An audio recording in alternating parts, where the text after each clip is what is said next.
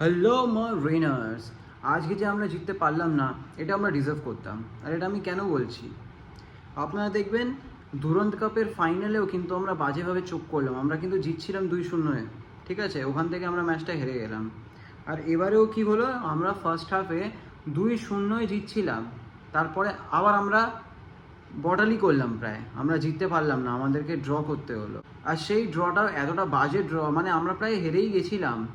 ওটা তো মুম্বাই অনেক কটা চান্সেস মিস করলো বলে আজকে এই অবস্থাটা হলো। তো এটা এরম কেন হলো, এরম সিচুয়েশন এটা হওয়ার কথাই না। আমাদের জেতা ম্যাচ কী করে আমরা জিততে পারলাম না?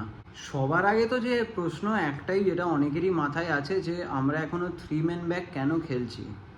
আর আমি আরেকটু এতে কথা বলবো যে যখন আমরা অলরেডি জিতছি, ঠিক আছে, ফার্স্ট হাফে তো আমরা 2-0 এগিয়ে, ঠিক আছে, তখনও আমরা কিন্তু 4 ম্যান করিনি। আমরা কখন 4 ম্যান করলাম জানেন?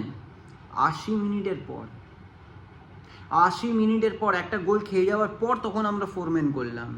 যদি 4 ম্যান আগে করে দিতাম, 4 ম্যান ডিফেন্স, আমাদের কিন্তু আজ এই অবস্থা হতো না। আমরা যে 3 ম্যান ডিফেন্স আর 5টা মিডফিল্ডে 2টো অ্যাটাকার খেলাচ্ছি, 2টো স্ট্রাইকার খেলাচ্ছি, কিসের জন্য খেলাচ্ছি না? আমরা অলরেডি 2টো গোলে জিতছি, আমরা কি আরও 3টে গোল করবো ভাবছিলাম?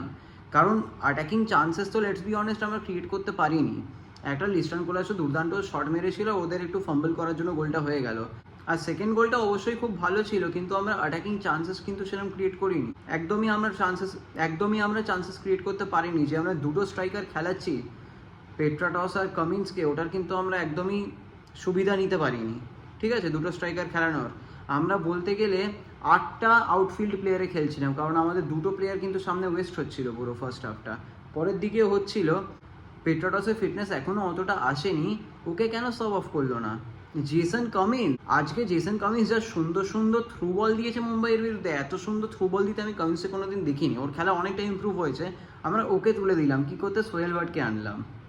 জেসন কামিন্সই থ্রু বল দিচ্ছিল, ঠিক আছে। আজকের ম্যাচে মুম্বাইয়ের বিরুদ্ধে স্টিওয়ার্টের থেকে বেশি কামিন্স থ্রু বল আর অ্যাসিস্ট দিচ্ছিল, এত সুন্দর সুন্দর বল দিচ্ছিল। বলগুলো নেবে কি? ঠিক আছে, আমি যদি কামিন্সকেই তুলে দিই তাহলে বলগুলো তো দেওয়ার লোক চলে গেল না। কামিন্স বল দিচ্ছিল, পেট্রাটসের ফিটনেস চলে গেছিল, আজকে একটু অফ কারেট ছিল। পেট্রাটসকে তখন তোলা উচিত ছিল 1 ঘন্টার পরে। এমনিতে 1 ঘন্টা পর পেট্রাটস একদম দম পাচ্ছিল না।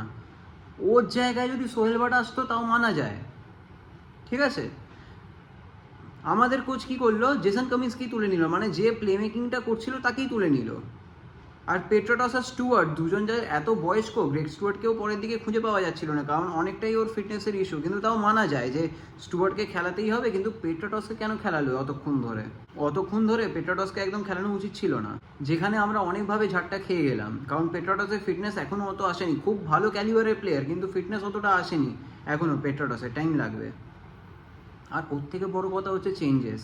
আমরা যখন জিতছি 2-0, আমাদের কি দরকার? আমাদের ডিফেন্সিভ প্লেয়ার দরকার, ঠিক আছে, আমাদের দীপক টাঙ্গরির মতো প্লেয়ার দরকার। আমরা কি করলাম? প্রথমে তো আমরা সূর্যবংশীকে তুলে নিলাম, যে অ্যাকচুয়ালি ডিফেন্সিভ মিডফিল্ডার, ঠিক আছে। ওকে তুলে কাকে আনলাম? আমরা থাপাকে নিয়ে আসলাম, যখন আমরা 2-0 জিতছি বাই দ্য ওয়ে। থাপাকে নিয়ে আসলাম, ও অ্যাটাকিং মিডফিল্ডার, ও কিন্তু ডিফেন্সিভ মিডফিল্ডার না, হোল্ডিং মিডফিল্ডার না, একদমই না। সূর্যবংশী যেরকম হোল্ডিং মিডফিল্ডার, ডিফেন্সিভ মিডফিল্ডার, ওইটা একদম রোল প্লে করে না থাপা। ওর জন্য কি হলো, এই যে সেকেন্ড গোলটা খেলাম পুরো থাপার জন্য খেলাম। আর থাপাকে দোষ দিয়ে লাভ নেই, থাপা তো ডিফেন্সিভ ওরকম কোয়ালিটিই নেই না, ও তো অ্যাটাকিং কোয়ালিটি আছে, ও অ্যাটাকিং মিডফিল্ডার। ওকে খেলায় মাঝে মাঝে সেন্ট্রাল মিডফিল্ডে, কিন্তু অ্যাটাকিং মিডফিল্ডার। ওকে তুমি আনছো ডিফেন্সিভ মিডফিল্ডারকে রিপ্লেস করে, যেখানে সূর্যবংশীরকে সাথে আমাদের আর একটা ডিফেন্সিভ মিডফিল্ডার আনা উচিত ছিল দীপক টাংরি হিসেবে। ওখানে আমি ওকেই তুলে দিয়ে আনলাম থাপাকে, অসাধারণ। আর তারপরে আমি লিস্টন কোলাসোকে তুললাম। সেটা মানা যায় যে লিস্টন কোলাসো একটা অ্যাটাকার, ও তো অত ভালো ডিফেন্সিভ কোয়ালিটি নেই। 2-0 জিতছি, ওকে তুললাম। কাকে আনলাম? সামাদকে।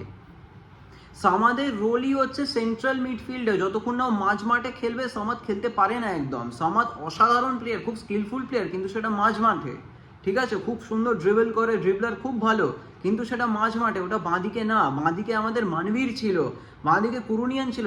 আর আশিক কুরুনিয়ানের ডিফেন্সিভ কোয়ালিটি খুবই ভালো। আমাদের কোচ যেটা চাইছে যে উইঙ্গাররা পেছনে এসে ডিফেন্স করবে, কারণ করতেই হবে, তুমি 3 ম্যান ব্যাক খেলাচ্ছ। তখন আমাদের কুরুনিয়ানের মতো প্লেয়ার দরকার, যে ওই কাজটা করতে পারবে, যে উইং থেকে নেমে এসে ডিফেন্স করবে। কিন্তু যখন আমরা কুরুনিয়াকে খেলাচ্ছি না, মেনে নিলাম ওর এখনো 100% ফিটনেস আসেনি, তাহলে আমরা মানবীরকে কেন আনিনি? মানবীরের মতো প্লেয়ারকে আমরা বসিয়ে রাখবো? এই অবস্থা হয়ে গেছে আমাদের। তাই হলো পুরো ম্যাচে।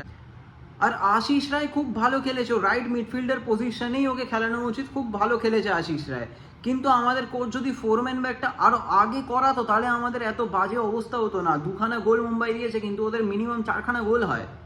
ওরা ইজি ইজি চান্সেস মিস করে দিয়েছে। আমাদের ডিফেন্সে খুব বাজে ছিল, যে কেউ এক্সপোজ করে দিচ্ছে আমাদেরকে, যে কেউ।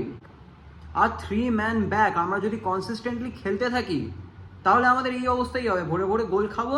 আর আমাদের মনবীর সিং এর কোয়ালিটির মতো প্লেয়ার, মনবীর সিং এর মতো প্লেয়ার আমাদের বেঞ্চে বসে আছে। এটা কিন্তু শুধু 3 ম্যান ব্যাক খেলাচ্ছে বলে এরকম হচ্ছে, নাহলে 4 ম্যান ব্যাক যদি আমরা খেলাতাম, রাইট ব্যাক আশিস রায়, রাইট উইঙ্গার মনবীর সিং, কোনো প্রবলেম থাকতো না, ম্যাচ জিততাম। মানে এটা কেন হচ্ছে তো আমার বলার বাইরে। যদি আপনি জানতে চান যে আমরা 3 ম্যান ব্যাক কেন খেলছি, এটা নিয়ে আমি ডিটেলসে কথা বলেছি, আই বাটনে দিয়ে দিচ্ছি, আপনারা চাইলে দেখতে পারেন। কিন্তু এরম ব্লান্ডার যেন না হয়, কারণ এর পরে আমাদের এএফসি ম্যাচ আছে, আশা করছি এখান থেকে ইমপ্রুভ করবে। আর এইরকম অদ্ভুত জিনিস আমরা দেখতে পাবো না।